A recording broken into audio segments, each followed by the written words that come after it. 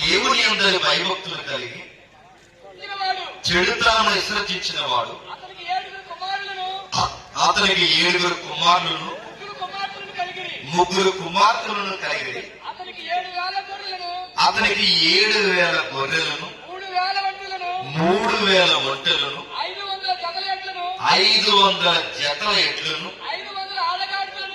500 ఆడగాడుదలు కలిగి బహుమంది పనివారును అతనికి ఆస్తిగా ఉండను కనుక తూర్పు దిక్కు జనులందరిలో అతడే గొప్పవాడిగా కనబడబాగలండి. యోబు గారి గురించి మాట్లాడుతున్నప్పుడు తూర్పు దేశాల్లో యోబు గారిని మించిన ధనవంతుడు లేడంట.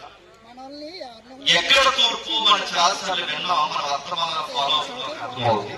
ఎక్కడ తూర్పు అంటే మధ్యధరా సముద్రం మొదలుకొని మన ఏదైతే బంగాళాఖాతం మొదలు దేశాల్లో ఏ దేశాలు ఉన్నాయో ఈ తూర్పు దేశాలు ఎంతమంది డబ్బున్నా, ఎంతమంది సామతులున్నా, ఎంతమంది ధనికులున్నా ఈ యోబు గారు దాటిపోయేవారు లేరంట.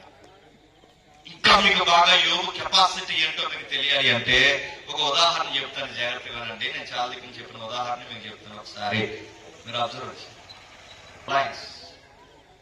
ఆ రిలయన్స్ వాళ్ళు చేసిన పెళ్లి, ఆ పెళ్లికైన ఖర్చు 6,000 కోట్లు. 6,000 కోట్లు.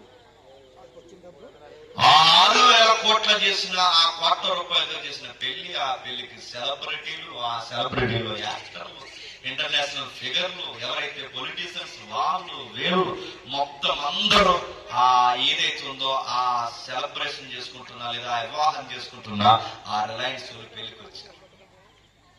ఆ పెళ్లికి వచ్చిన వారికి ఆ ఇచ్చిన గిఫ్ట్ ఇచ్చారు. సెలబ్రేషన్ క్షమించండి, సెలబ్రిటీస్ ఎవరైతే ఉన్నారో వాళ్ళకి ప్రత్యేకమైన గిఫ్ట్లు ఇచ్చారు. అందులో ఆ గిఫ్ట్ ఖరీదు వాచ్, ఆ వాచ్ ఖరీదు 2 కోట్లు. మన అంతే బాగుందని పెట్టుకుంటే ఆ పెళ్లికి వచ్చిన వారికి ఇచ్చిన గిఫ్ట్ వాచ్ అయితే ఆ వాచ్